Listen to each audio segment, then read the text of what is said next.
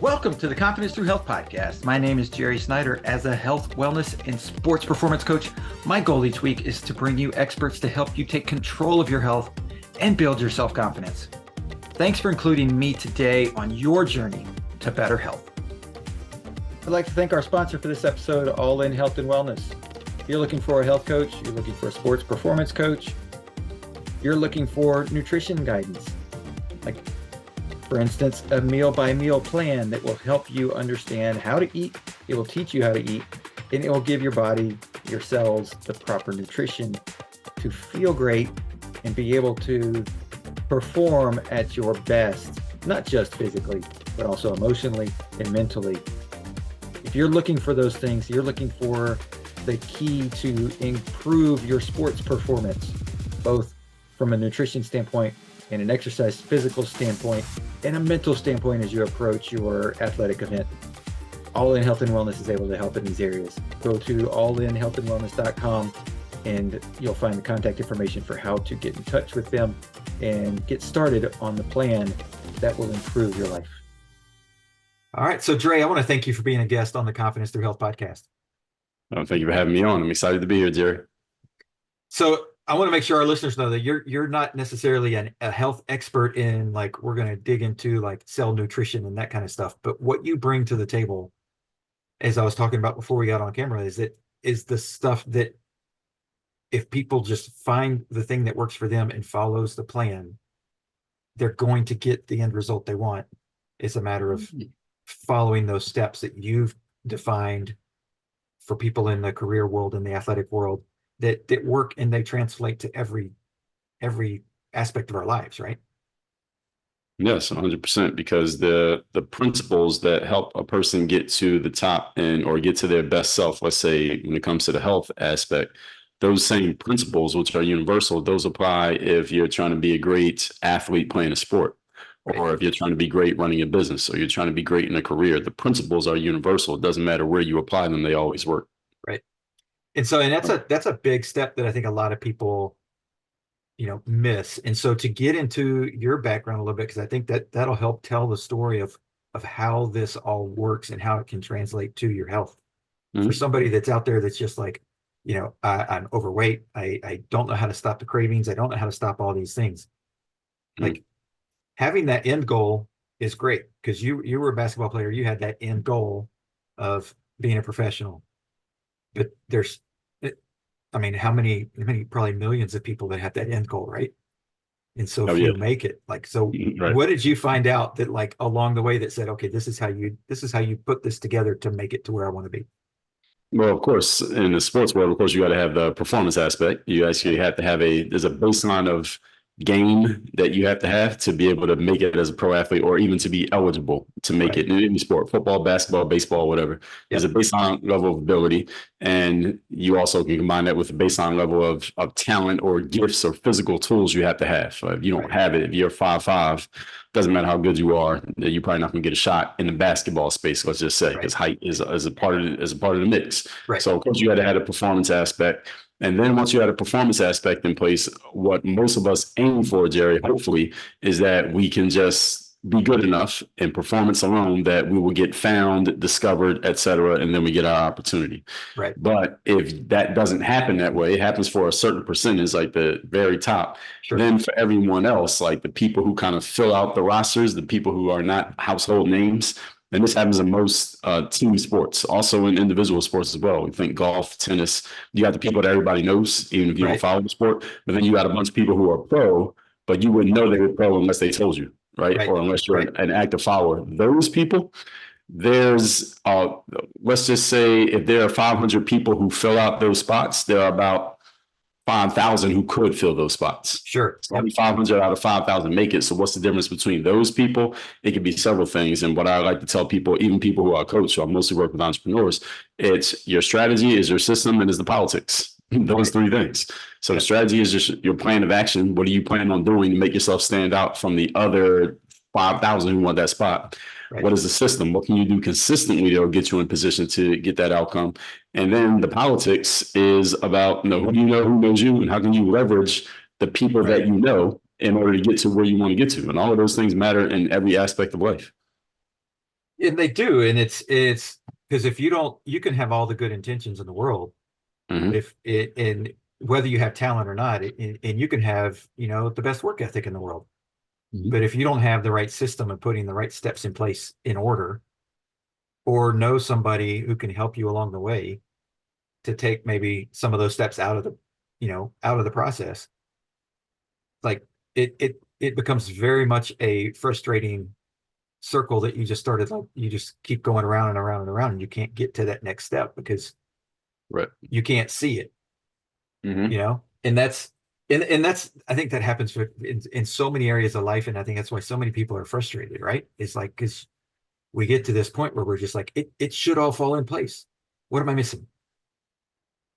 Right. And it's when people don't have a good game plan or a good plan of action of what exactly they're going to do. They haven't really thought that hard about how am I going to get from where I'm at to where I want to be, point A to point Z. And then even when it comes to the things that actually work, can you do it over and over again consistently? Because at the highest levels, you got to be consistent in your performance. You can't just do it every once in a while. And then even when I say politics, a lot of people socially have been socialized to think politics is a negative thing, but politics just means leveraging relationships to get what you want. And everybody does that, right? They Right, don't call it that, but that's everybody does it. So even when you hire a coach, that's politics. You're leveraging the right. brain of your coach. You just happen to be giving them money, right? Yeah, But you're using that person to get the information and insights that you need and the direction that you need to get to where you want to go. So politics is a lot wider than most people think of politics as like office politics or right. backstabbing or people being conniving, but it's much Yeah. bigger than Right, it is, and it's funny because one of the things that actually happened this morning, I got a message through Facebook that. Mm-hmm. from an old contact. He used to be a coach at a school where I Mm-hmm. was coaching some athletes on a private level, Mm-hmm. and he messaged me. He's now a police officer, and he said, "Hey, I got outrun in a chase the other day, and so I couldn't catch the guy on foot. It wasn't a super long, because he goes, I'm carrying all this extra weight, and he said, I All know right. I'm fast, but how do I train to carry all the extra weight I got to do?"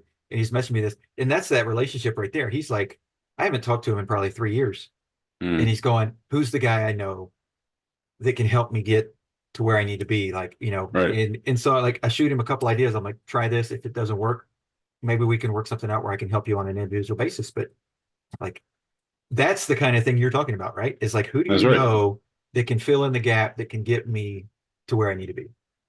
Yeah, that's politics. The fact that this guy even thought of you, there was some type of impression that you left on his mind that when he faced that challenge, he immediately associated it with you.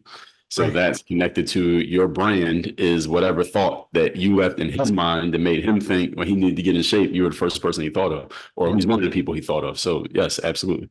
Yep. And so when you look at, you played professionally overseas in basketball. So when you look Mm. at, obviously people have aspirations to get to a next level, right? Whether it's in athletics or it's in business or in their health or whatever.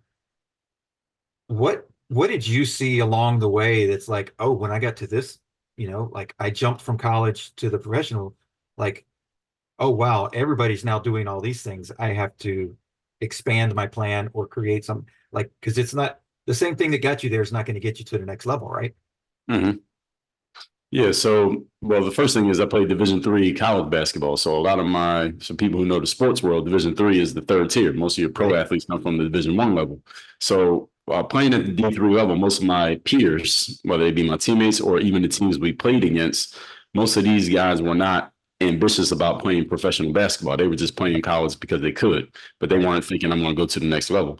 But good news is the school that I was at, we were in an area where there were a lot of colleges. So we got to play a lot of pickup ball against guys who did play Division I ball. So you got to kind of see the higher level guys. Yeah. And it wasn't necessarily higher level in terms of their mindset. It was just that they were more precocious. They just showed more talent earlier. So they ended up, going to the higher level, getting, playing in Division I schools. And they also Right. had more physical gifts. These guys are Yeah. bigger, stronger, faster, jump higher, etc. So what I found out was, okay, the stuff that works for me to dominate against these D3 guys is not going to work to dominate the D1 guys. So I Right. knew I was going to have to just step up my skill level. But good news for me, Jerry, is that I had the physical framework. As far as the physical talent, I had the framework to compete against those guys. I just didn't have the seasoning. I mean, I Right. wasn't playing against Division I players every day, so I wasn't I was not absorbing and growing my game as fast as they were because iron sharpens iron, right? So if you're playing against high level guys every day, you get better faster. So that's the part that I had to close that gap. And I closed that gap simply by just putting in the time and working on my game. And I wasn't sure that was going to work because I figured every athlete does it. I figured every athlete goes to the gym every day and just works out and gets better. But what I found out, and when I got to the pro level, is that most of them don't. It was very surprising to me that a lot of athletes, because they're so good, they don't feel the need to continually work on their games because their game is good enough that it got them this far. Why do I need to put in extra work? And I knew I needed to put in extra work, and I never let go of that work ethic. And when I saw that it was working for me, I just kept doing it. Yeah. And that's something that a lot of people say is, if you find your why, you're able to go beyond what other people think is possible, right? Because now you've got your purpose and you've got your vision of what you want to accomplish. And so is that a piece that is missing at the early stage for people when they're just like, oh, I made it, I'm good? Or is it just that, okay, well, they're using the talents that they have right then, but that's not exactly fitting for their overall purpose of what they're going to do later in life? Does that make sense? A little bit. So what you're asking is, are they using their abilities? Are they using the talents that they have now for like playing sports? Yeah. And then the other part of the question was, say the other part. Are they correlating that to like how they get into the rest of their life and in finding their purpose and you mean like after sports? After sports.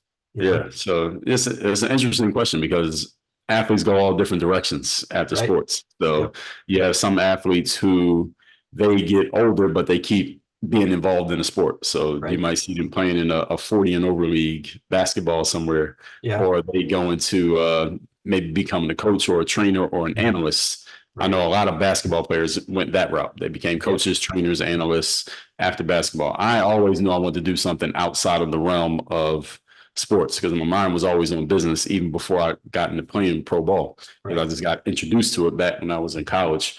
So, and at the same time, I understood that basketball ends no matter how good you are. Your career is over by the time you're 40.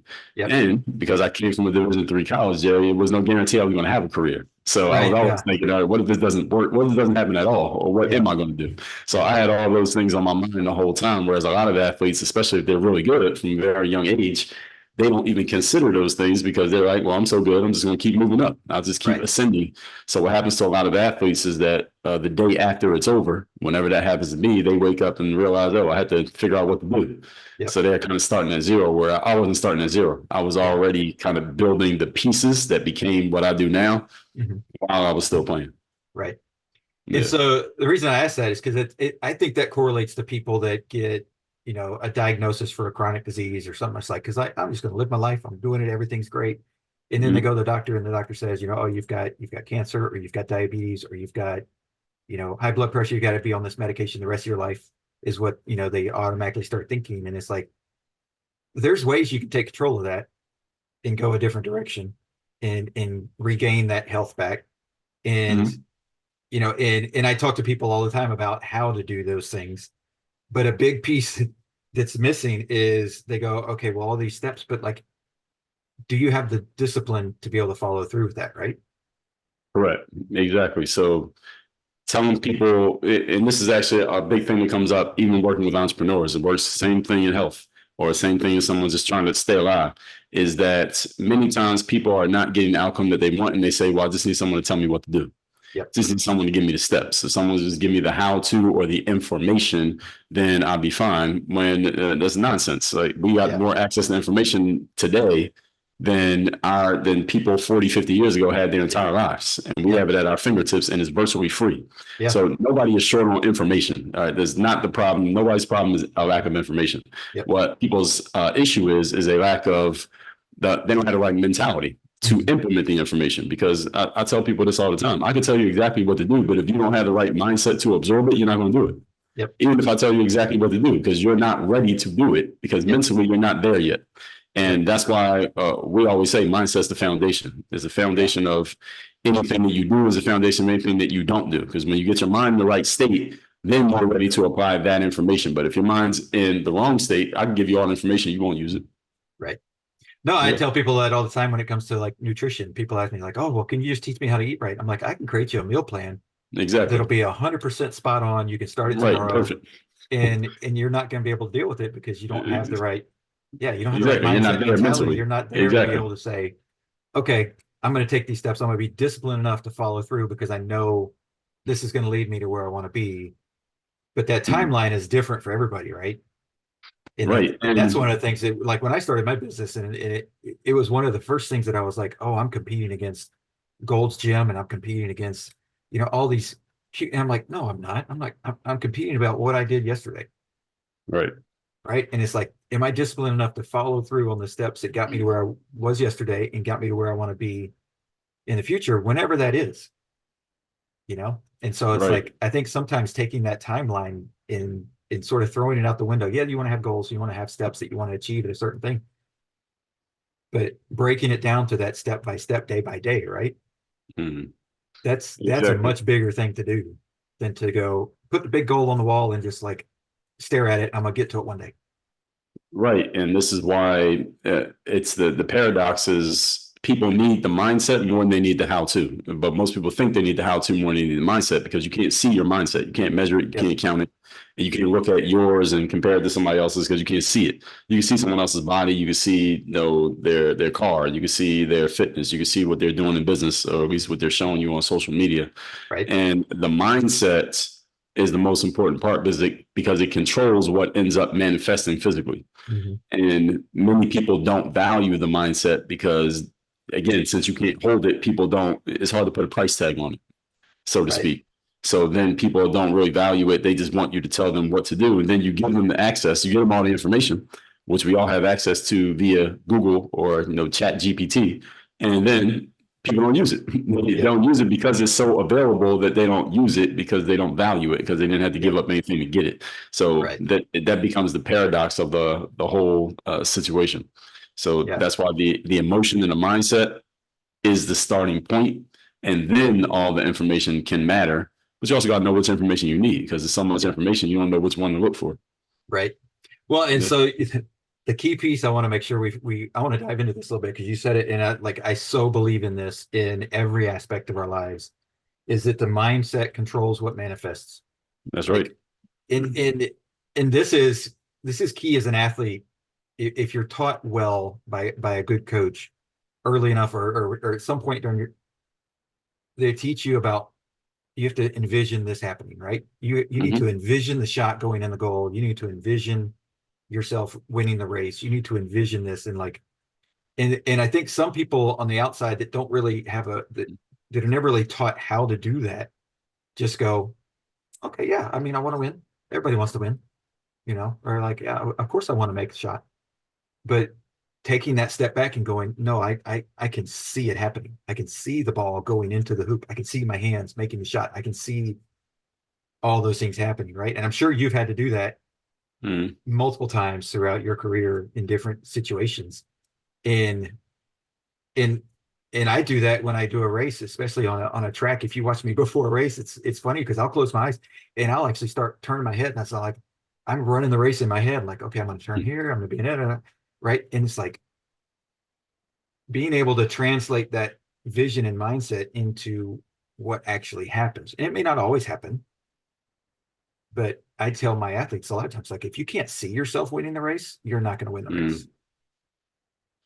Mm-hmm. Yeah, Like, 100% agree. And that visualization exercise. I mean, there's an experiment. I'm sure you know about it, where they had the basketball players didn't touch the ball for a week, but they just mm-hmm. visualized making the shot, and they got better Yep, faster. They improved more than the people who actually practice yep, because that the mind doesn't know the difference between imagination and reality. So when yep, you can really get yourself into that state mentally, it's almost as if you were actually practicing, even though you didn't physically do anything. yep. And Yeah, that translates to all parts of life, right? Because that's why exactly. people, we've all heard of people that get diagnosed with some disease and they go back for a checkup 4 weeks later or 6 months later or whenever it is, and the doctor goes, I don't know what happened. It's gone. Like, Right. you're 100% healthy. And Placebo it's effect. right. And it's the Yeah. matter of the person going, oh, I'm not going out like that, That's right. It's a and mental decision. yeah. And of course they're changing things in their life because they're going, nope, nope, that didn't work. That got me where I am. I'm going to change this, Mhm.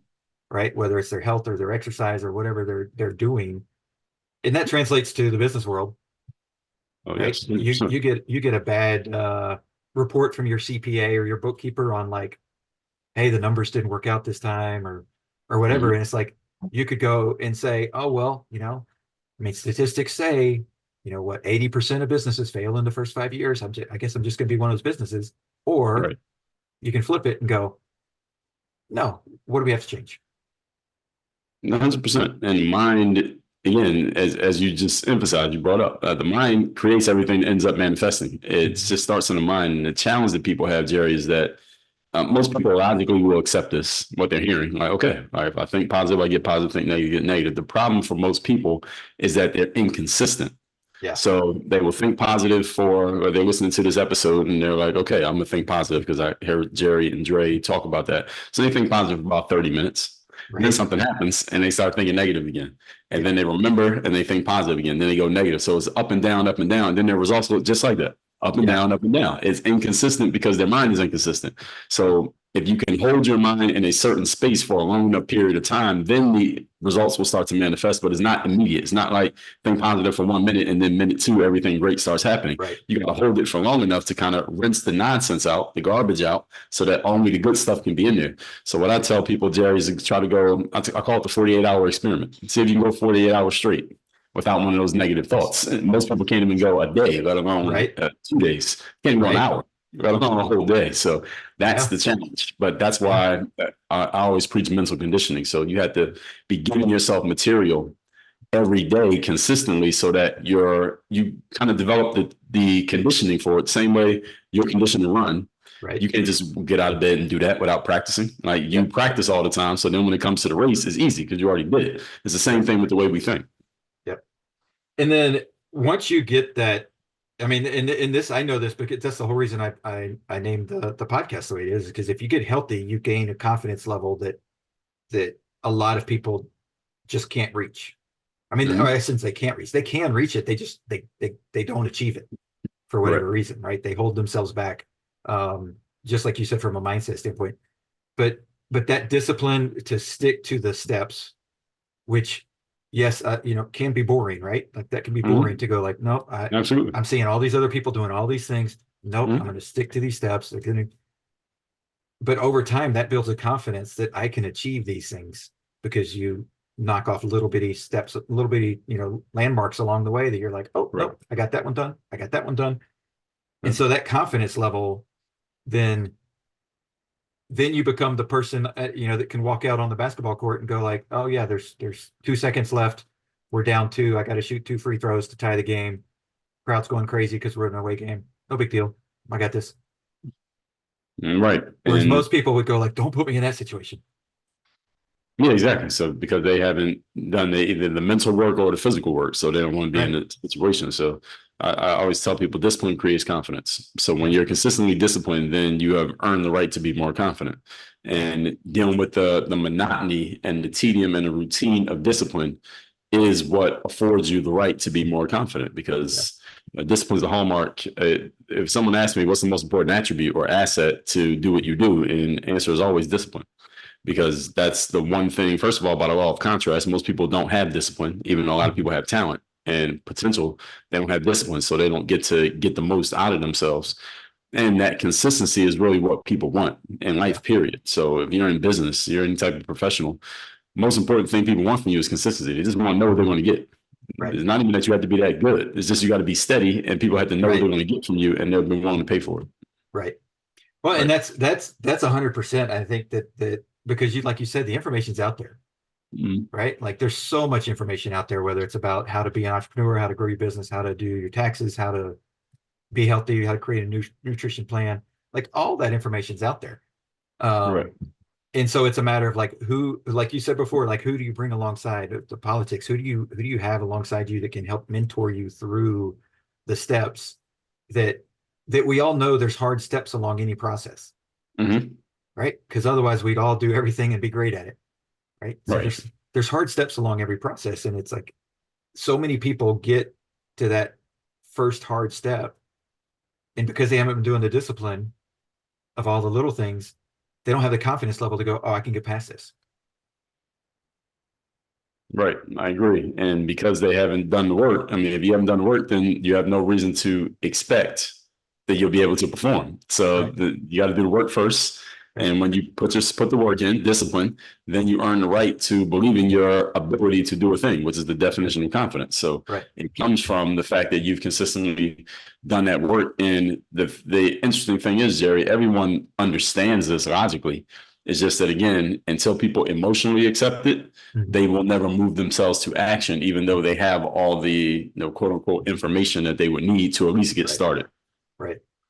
And then Right. so after confidence, like once you've built your confidence, what do you need to do to continue? Because like your confidence level is going to get you to a certain point, right? Like, Mhm.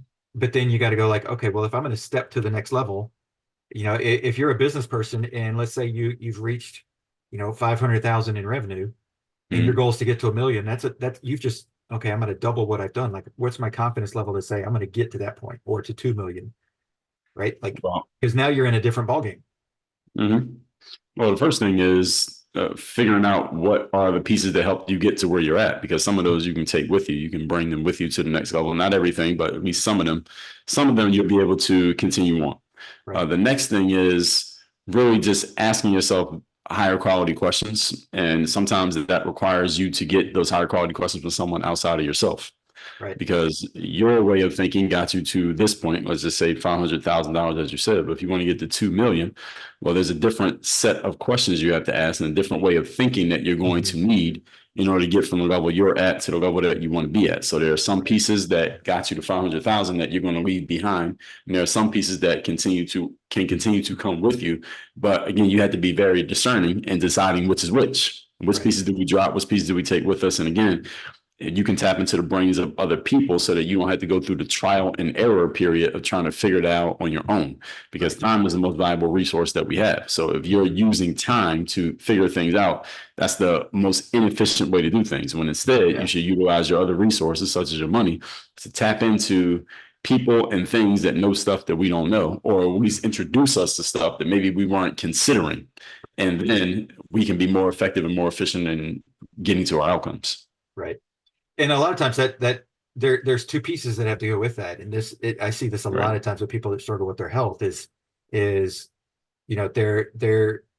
their primary care doctor has told them this is the way it is, or their specialist that's diagnosed them with a disease, whatever their chronic disease is, Mm-hmm. and they're like, oh well, my doctor says this, and so it's very hard for them to go outside of that box and go, oh well, there's other options Mm-hmm. to approach the situation, right? And so it's like if you know somebody that's like very dedicated to a specific diet plan, it's like, oh well, you're missing this and this when it comes to nutrition if you follow that diet plan. Like, and I would imagine the same thing in the business world. If you've followed a certain procedure and plan to get to X, then knowing to go outside of the box, being okay going outside of the box, right? That ego, putting ego aside and going, okay, maybe I'm not the best salesperson. Maybe I need to hire somebody on to get us to that next level because I can only sell up to this amount, Mm-hmm. right? Is that like in a nutshell, sort of like how you're like, is that describing what you're talking about? Is like you got to get to that point and go like, okay, I'm really good at these things.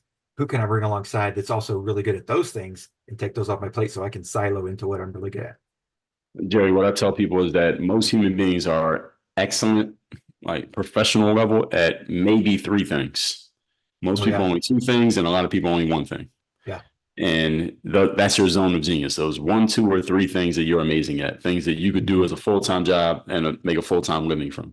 Everything else that we find ourselves doing over the course of a day, we want to be strategizing for passing that task off to something or someone else if we can't do it right now.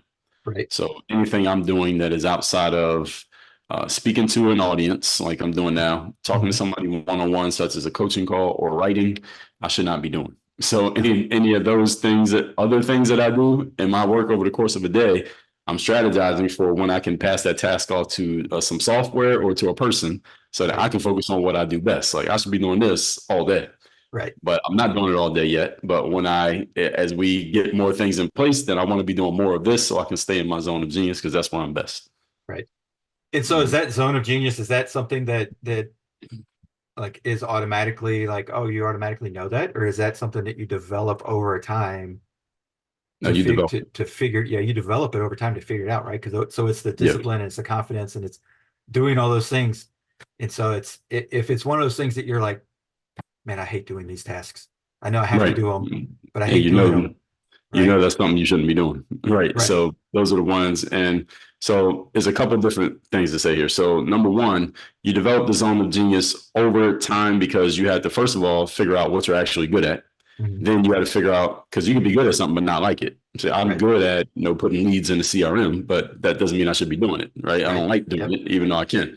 Yep. So it's what you're good at combined with what you like, combined with what actually produces a return on investment. Because I could be really good at doing something like, I don't know, sweeping floor, but is that making me any money? Is that helping the business? Right. So it has to be a combination of all three. You're good at it, you actually enjoy it, which means you'll put more effort into it and more energy into it. And does it actually help your bottom line, whatever goal you're trying to reach? Then when it comes to the things that you're offloading, it's a couple of different categories. So there are things that absolutely have to get done. They just don't have to be done by you. So, Yeah. all right, somebody has to go through the email inbox and see what's happening in there. I still do that. Eventually, I'll have somebody or something else, maybe some AI will read my email for me, Right. if it's not already, right? Yeah. And do that for me. And then there's sort of things that have to be done, but just don't have to be done by you. And then there are things that are being done, and maybe if you just stop doing them completely, it wouldn't matter. Right. And a lot of times, human beings, because we're creatures of habits, we kind of fall into patterns of doing things just because we've always done them, Yeah. even though doing them isn't really doing anything. It's really having no effect whatsoever. It's just besides the fact that we like doing it or we feel like we need to, or it's just a habit. And we haven't even examined the habit. And the challenge with this is because humans are creatures of habit, Jerry, is that it's very hard for us to break those habits. It's very hard for people to stop doing something that they've always been doing, even if they logically understand that doing it isn't really producing any return. Right. And this is the reason why a lot of people don't change. Yep. Because they just get so used to doing things a certain way that even if you can logically explain to them that it's useless, they still can't stop. Right. And that emotional barrier, if people when they can't get over that emotional barrier, and most people cannot, this is the reason why most people don't change. This is the reason why people don't get to the outcomes that they want to get to. It's not because they don't have access to the information or don't know what they need to do different. They just aren't willing to do it. Yeah. That's the problem. And that's like that correlates so much to somebody's health. It's I hear people all the time like, oh, I can't break the cravings or I can't do, and it's like, no, you can, because like I've done it myself. Like I know plenty of people have done it. I've coached people to do it. It's that change mentality of no, I this is just who I am. And not understanding that so many people, I know you've probably seen this through just research in different businesses and how they work. There's so many people that have pivoted when maybe everybody around them has told them, nope, this is who you are. This is the business that you are in. You're just going to be in. And then they pivot and do something almost completely different and are more successful at that business. Right. Or they do something like later on in life where it's like, oh no, you're everybody knows the Colonel Sanders, story. It's like, he's supposed to retire and he's in his 70s and he creates KFC, those things are out there not because it's like that's a special, unique person, but because that can happen for anybody if you just get past and break through that I can't change piece. Yeah, exactly. And that's really the biggest hurdle for any person is just getting okay with breaking a habit that you've had for 10, 20, 30 years, and then being okay with installing a new habit that you haven't done before. And often the newer habit might require sometimes it's less work, it takes less time, there's less effort, but because we're so used to doing things the other way, and again, we come up watching what other people do and mirroring other people's behaviors, so it just feels abnormal, and a lot of people aren't willing to deal with that discomfort of moving out of their comfort zone of what they're used to doing, which is why it makes it for them impossible to change. Right. And then you look at that, like that other piece of it is if you're working a job and, like you're at the water cooler, what's going on? What was the big story last night on TV or, the big show everybody's talking about, on Netflix. Like when those things happen, like you're setting aside your personal for fitting in with a group. Right. Right. in like and I correlate this a lot with like when I have people, like I had one client several years ago that she was grossly obese, and she's like, I've got to fix this. And we were about 3 weeks in, and she's doing great, and she's losing weight and everything. And then her birthday comes along, and her coworkers at work that she'd been at for like 5 or 6 years, they brought her a cake and put it on her desk and left it there. And like she showed up in her office, and there's a cake for her. And she said, I remember she texted me a picture of it. She was like, "Oh my gosh, what do I do?" Like she was freaking out. She was like, "I'm at this point," and I said, explain the story. And she explained it to me, and she's like, I said, "What would you normally do?" And she says, "Normally I would eat half of this right now, and I'd take the other half home and I'd eat it for dinner." Man. And I was like, "Okay." I was like, "Is that what you want to do?" And she was like, "No, that's not Yeah. what I want to do, because that doesn't fit with who I want to become." Yeah. She said, "But that is so like, it was such a big," and I said, "Okay, well," I said, "it'd be rude to just go and tell them thank you, no thank you. Like I can't." I said, "What if you gave yourself grace? At lunch, you have a piece of it, but you share it with everybody in the office." Mm. And I said, "Are there enough people there that it would get rid of the cake if you did that?" And she goes, "Yeah." I said, "Okay, we'll do that. You still get a little slice. You could still say, I celebrated my birthday. Like it's not against the rules to go ahead and do that. But you also," and she said, after she did that, she was like, that was the, like, not eating the cake being the big part. She was like, the euphoria of sharing that with people Hmm. was bigger than anything she'd ever experienced before. Yeah, great idea. It's a And I great was way, like, strategy. and I was like, there's the change, right? There's the like, okay, Right. go from this is the way I've always done it to, oh, let me try a different approach. And that's going and saying, okay, like this is the way I used to be. I have goals. I'm going to stick to my goals. Right. How can I stick to my goals and still enjoy, some of this, but share it with other people? And a lot of people just, I think that's what stumbled when they get to something like that happens, and they go, I mean, like New Year's Day, right? It's like everybody makes a some sort of, and then, especially with the gym, I always tell people never make a New Year's Day resolution to go to the gym. Like, because most people, it's cold. And Mm. so that cold front's going to snap on June or on January 3rd or January 5th. And you're going to get up and try and go to the gym before work. And you're going to be like, it's too cold. I'm going to go back to bed. Hmm. Right. I'm like, Yeah. if you're going to make some sort of resolution like that, do it in March when at least the weather's nice outside. Hmm. Right. You can get yourself It's easier to follow options. through, you know, Yeah. um, but it's following that personal connection, right? And making a personal connection to your goal and saying, I'm going to do this because this is what I want out of it, not necessarily what everybody else says I should get out of it. Right. So is that when you look at people that are in the business world, is that like, because I know the comparison piece is big with entrepreneurs, like, Hmm. whether it's, you're comparing yourself to somebody else in your industry or somebody else that's just a small business in your town, like to just go like, oh wow, they had, at least on social media, they're showing that they had this much increase or this much, or all of a sudden they're changing and moving to a bigger building. Like, Hmm. you know, that comparison piece takes us off of our goals and can completely squash us, right?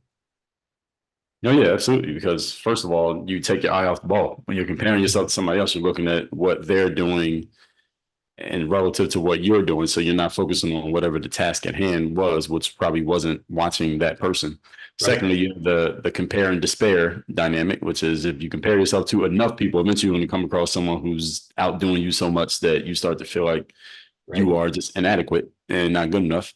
Or you could compare in such a way that maybe you're comparing yourself just to people who are way below you. So you start to feel complacent because you're way ahead of just the people who you happen to be looking at. But either way, you're not focused on the main task at hand. And that makes your comparison a distraction by definition, because definite by definition, a distraction is anything other than the thing you should be focused on. So anything Mhm. technically could be a distraction.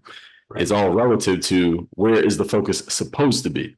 One of the biggest challenges a lot of people have, Jerry, is that they have no focus. They don't know what they're Yeah. supposed to be focused on. So literally everything is a distraction because there's no focus. So Right. when there's no focus, everything's a distraction. And when you are focused, nothing is a distraction because Yeah. you're not noticing it. It's only a distraction the moment that you notice it. Yep. So the comparison piece, there is value in comparing sometimes because maybe you might see, okay, this person's ahead of me. What can I learn from them? What are they doing that I could use? What can I borrow? Maybe I need to join their program or sign up for their course, whatever it is. So there is a value in it. It's just that people do a whole lot more of it than they exceed the value. Basically, their use exceeds the value.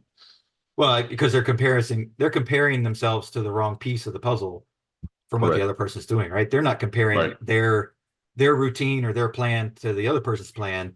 Right. They're comparing what they see on the outside to what the Right. other person shows on the outside, right? And it's like, Correct.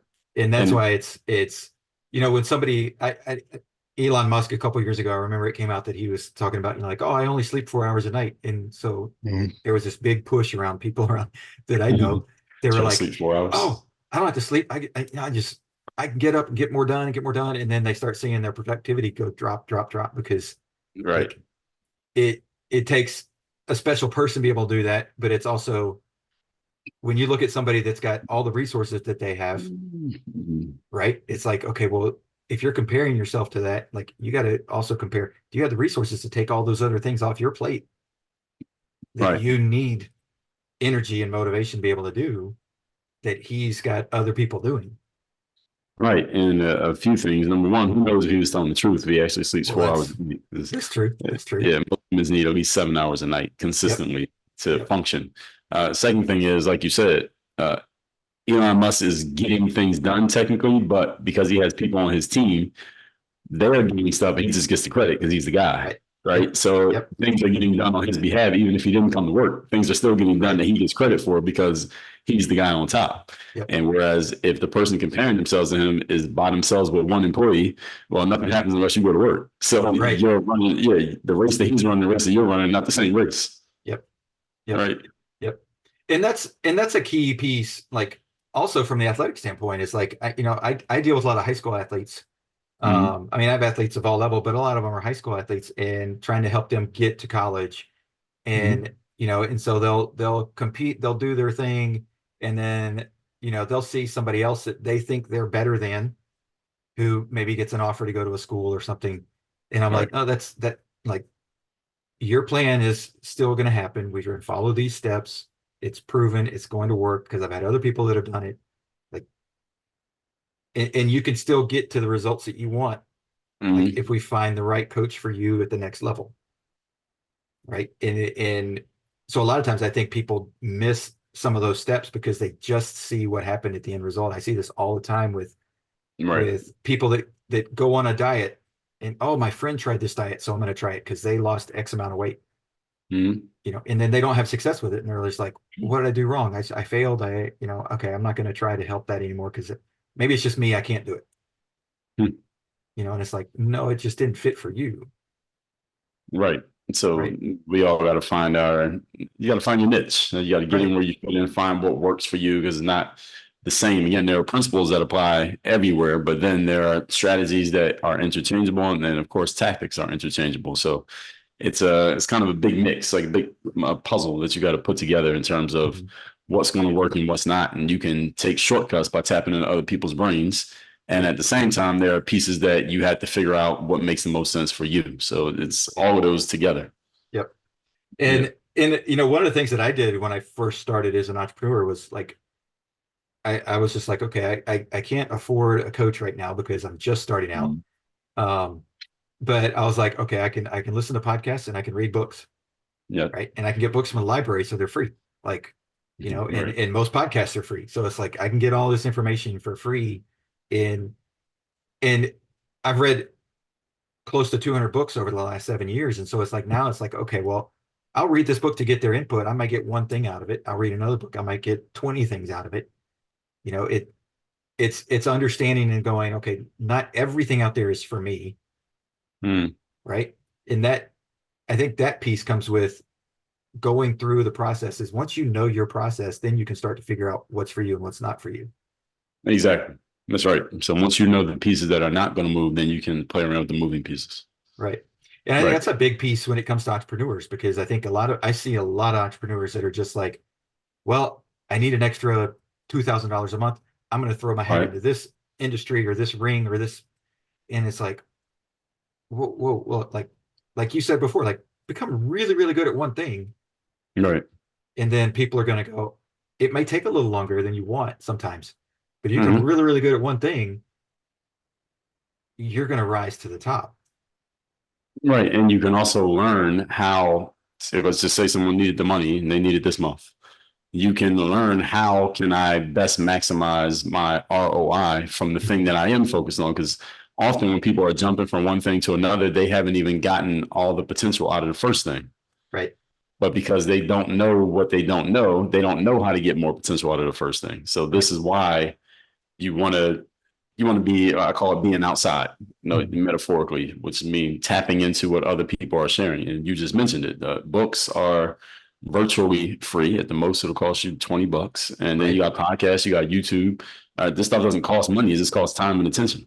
Right. So you can give those things, and in exchange, at least get pointed in the right direction. I'm not saying that's gonna solve all your problems. You're not going to Yep. build a $1 billion business just by watching YouTube, but you can at least get pointed in the right direction of what you need to understand, and then understand, okay, here's the gap that I need to fill. Right.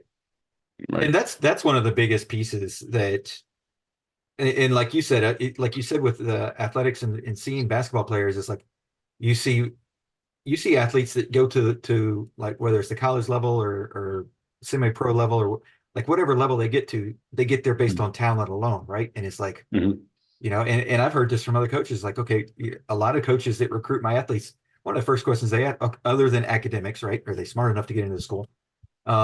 Is okay, what's their work ethic? Like, Right.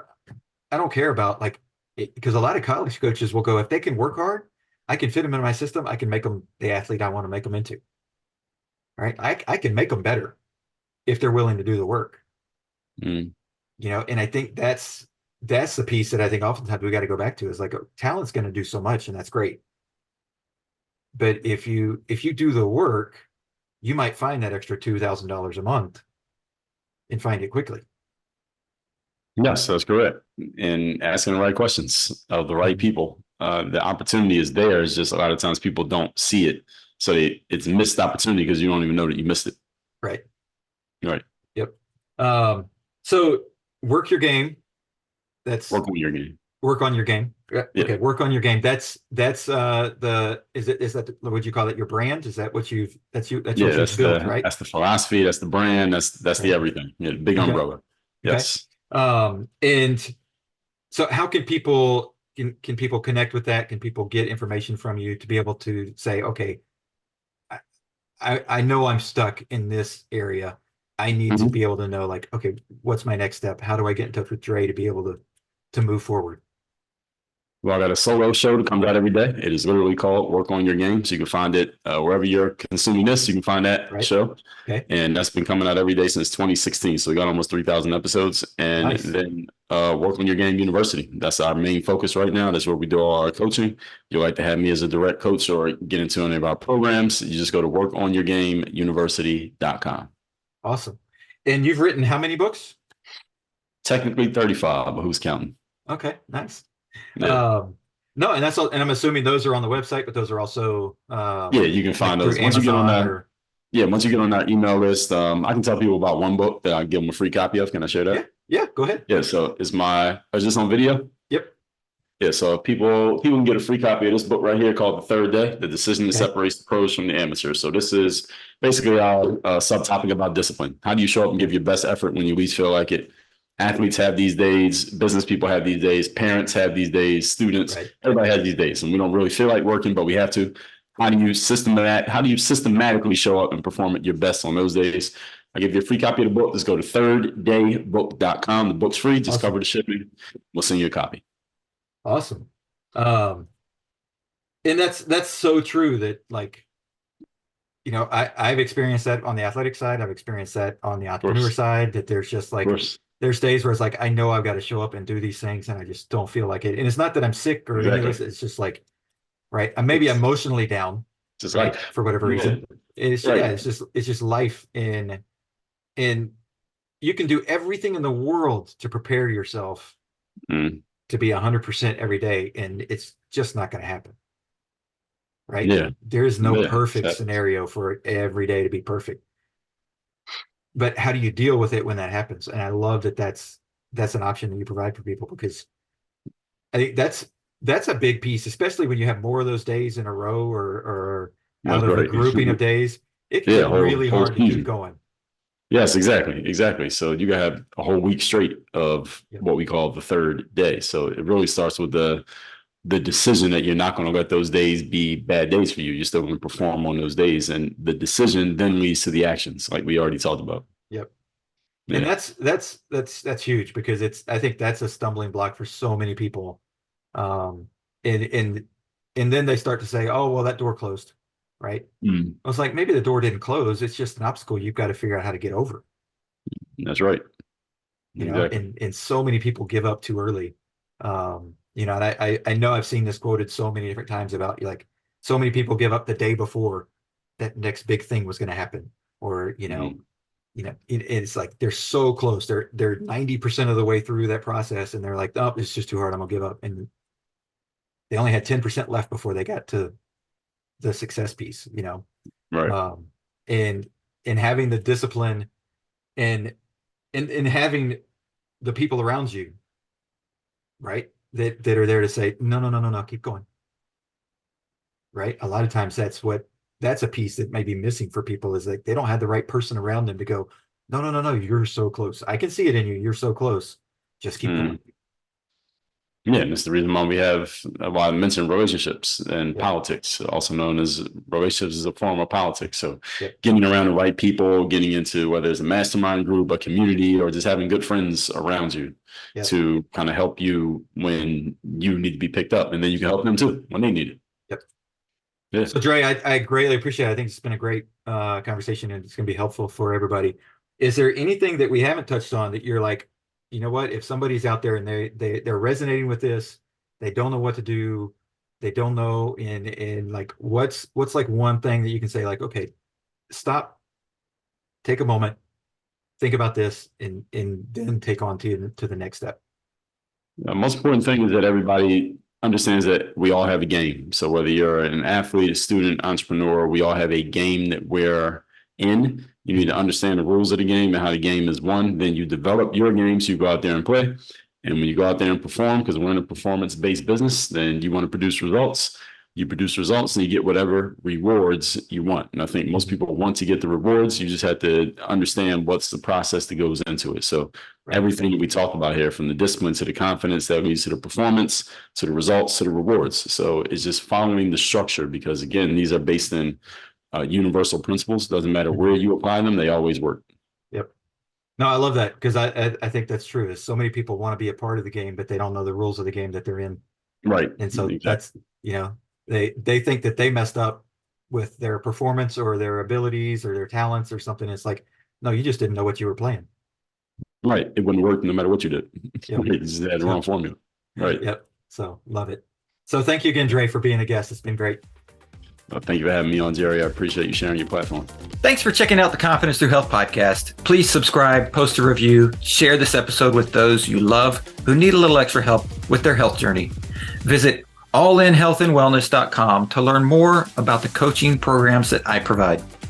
All episodes are produced by the Social Media Cowboys, your source for all online marketing needs. Go to socialmediacowboys.com for more information.